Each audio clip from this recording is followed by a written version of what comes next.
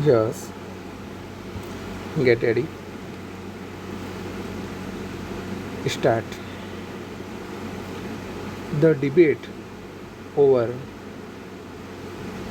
vagaries of the English language has been raging for decades, but only pedants ever get truly incensed by issues such as whether to boldly go and begin with and and end with a with the recent minor Eddie in a teacup over a dictionary editor in the US posting on social media that the wordiest quirk in the English language is the debate over split infinitives and ending sentences with prepositions highlights this peculiarity. It would not be wrong to say that most users of the English language today do not even know what a preposition is, much less what it is for.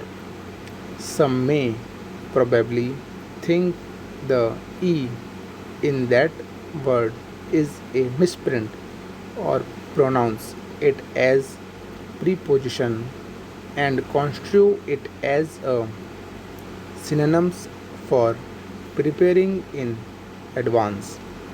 By pointing out that those two examples are used by grammar police to show off their superior knowledge of worthless information. A responder to the editor's post reinforced the fact that grammar is becoming practically redundant if indeed mastery of it has really mattered at all. With spellings, syntax, definitions, and other basic already falling by the wayside in our era, the utility of knowing the more complicated nuances of English grammar is predictably diminishing.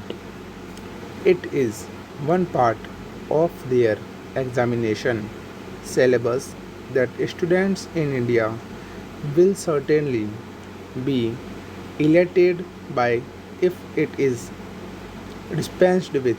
Full stop.